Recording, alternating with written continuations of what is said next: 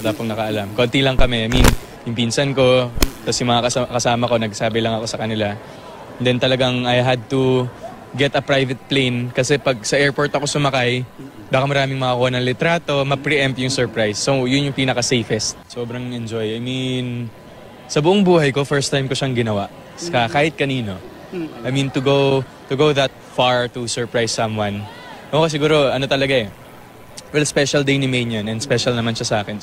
What is the sweetest thing you've ever done for a girl? Pwede ko bang gawin yung ano? Yung pumunta ako ng... well, yeah. Kasi for a girl. For a girl naman. I rented the private jet to surprise someone. Okay. Well, to surprise Maine. Dito mga kaldab, pansin nyo po ba na parang ayaw nang banggitin ng GMA management si Maine? Di po ba? Dapat direct ang sasabihin ni Alden Richardson yung tinanong siya na sweetest, di po ba memory na ginawa niya sa ibang babae? Di po ba? Dito palang ramdam nyo na pinaghihiwalay na po talaga yung Aldab ng mga panahon na yan. Pero gaya ng sinabi ko, wala pong pilitan ha. Baka may mag-react na naman. Throwback video po ito. Sa YouTube nyo lang po ito mapapanood. Dito po sa mga video na lagi kong inilalatag at ipinapakita po sa inyo, may kanya-kanya po tayong pananaw at opinion. Pero dito, mapapaisip naman po talaga kayo kung sino nga po ba talaga yung nagsasabi ng totoo at yung nagsasabi ng fake news. Bagamat maraming issue, maraming komento, okay lang. Di po ba? Hindi naman ako magpapa-apekto at never naman po tayong magpapatalo sa mga yan. Bastang importante lang sa akin, mga kaldab, makapagbigay ako sa inyo ng mga update na kung saan nga po talagang napakasaya natin. Di po ba? Real talk, mga kaldab. Kaya doon sa mga nagsasabi na fake news yan, si Mr. Destiny, puro lang throwback yan. At least, alam ko na yung mga pinapakita ko, totoo. Hindi ko siya inedit, never ko po siyang dinaya, never akong gumawa ng mga issue na, kumbaga, sasabihin na, nagbibigay tayo ng update na magkasama sila Mengay na walang resibo. At least hindi ko po ini-edit na magkikita sila sa isang lugar, pagsasamahin ko, patong ulo, never ko pong ginawa yun. Hindi, para lang klaro. Di po ba? Tapos sasabihin nila na walang relasyon. Galing na po sa bibig ni Alden, di po ba, na kumbaga si Maine lang ang babaeng ginawa niya ng ganyan. Dahil special naman daw po si Mengay sa kanya. Di po ba? Kaya doon pa lang mapapaisip na po kayo eh. Kaya lang, syempre may mga panahon, mga kaldab na, naku, matagal na yan, Mr. Destiny. Marami na nagbago, marami nang nawala, marami nang dumating, marami nang nagsabi na kumbaga ganito, ganyan, etc. etc. Diba? Pero kumbaga hindi natin pwedeng ipilit yung mga bagay-bagay na kahit alam natin totoo. Dahil magiging bitter lang po tayo kasi kumbaga tama naman yung sinasabi ng iba talagang, alam mo Mr. Destiny, mga mamis, mga titas, mga senior lang ang makakaintindi sa'yo. Kasi itong mga new generation, hindi naman nila inabutan yan eh. Kaya kung makapag-react sila, makapag-komento sila, talaga naman, kumbaga mapapaisip ka, halatang wala silang alam, halatang yung mga sinasabi lang nila, hindi totoo. Hindi po ba? Real talk. Kasi kung alam po nila yan, kung kumbaga nagsimula ang Aldab na andyan sila, matik na yan, diba? Na maintindihan nila ako, maunawaan na tama naman yung mga sinasabi nila ni Mr. Destiny. Yung Aldab, sila Mengay at si Alden naman talaga nagsimula. Sila naman yung mga nagsabi ng ganito. Sila naman yung mga nagsabi ng ganon. Sa madaling salita po, yung mga pinupunto ko, talagang madali pong magets. Madali pong maintindihan. Diba?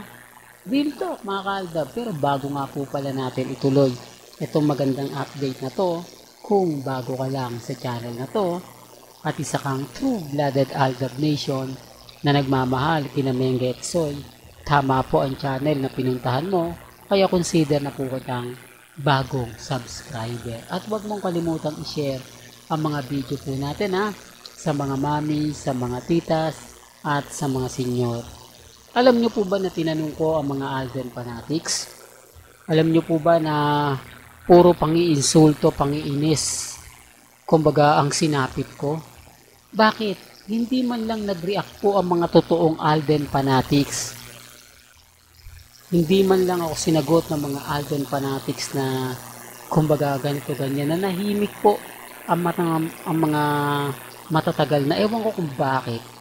Hindi nila man lang nasagot yung simpleng katanungan ko na kumbaga si Alden Richards ay kumbaga masasabi ko yung ayaw niya na nagsusuot yung babae ng sobrang kaseksihan, yung talagang kumbaga labas ang kaluluwa. Kaya nga po yung tinanong ko sila, bakit kung may relasyon sina Alden at si Catherine, bakit papayag si Alden Richards na magsuot ng ganyan si Catherine Bernardo?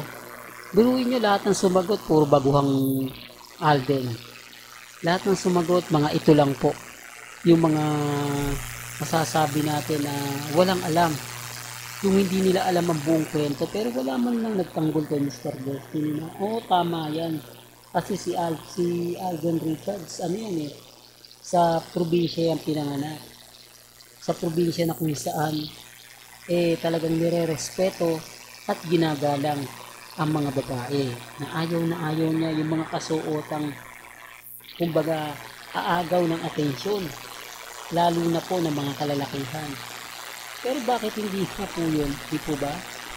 Walang mga bagay-bagay na kumbaga mapapaisip ka. Hindi man lang ako pinagtanggol o wala man lang nagtanggol sa akin na kumbaga tama, ibig sabihin hinayaan lang po nila na magsalita na hindi, generation mo lahat nagbabago. Kahit si Alden Richards tanggap na yun, di po ba? Common sense na lang po. Una sa lahat, si Alden, di po ba, malapit sa Panginoon. Pangalawa, spiritual advisor niya si Father Jeff. Sa tingin nyo, yung nakita ni Father Jeff yung kasuotan po ni Catherine Bernardo na pinagpiestahan po sa social media, wala po ba siya magiging reaksyon? Hindi niya ba sasabihan o aanuhin man lang si Alden Richards na sa susunod wag ka nang pumayag na ganoon ang kasuotan ni Catherine? Kasi kitang-kita na yung kaluluwa niya Although sexy siya at maganda, normal lang yung kaseksihan, pero dapat mayroong limitasyon. Gaya po ni Nadine Lustre nung nakasama niya sa Century Tuna, gaya nila Bea Alonso, Ann Cortez. Pero pagdating kay Catherine Bernardo, talagang matindi. Walang nagtanggol po ang Mr. Destiny. Lahat po ng mga alam ko ng mga Alden fanatics, naging tahimik lang. Yung tipong hinayaan lang po nila yung mga komento. Malamang yung iba nagbasa pa po Tinignan nila kung sino yung mas papabor, sino yung mas di po ba? Kaya sinasabi ko mga kaaldab, wala pong pilitan. Basta sa akin, masaya na po ako sa mga nakikita natin, masaya na po ako sa mga napapanood natin. Kaya relax lang po ako at kampante. Di po ba? Well, hanggang dito na lang po yung updates natin mga kaaldab. Kaya kung gusto nyo pa po ng pinaka-latest at sariwang update, abay tumutok lang po kayo dito po sa channel ni Mr. Destiny para updated po kayo sa mga latest at sa mga bagong video po na ilalabas po natin maya-maya lang. Hanggang sa muli, salamat po sa panonood at pakikinig.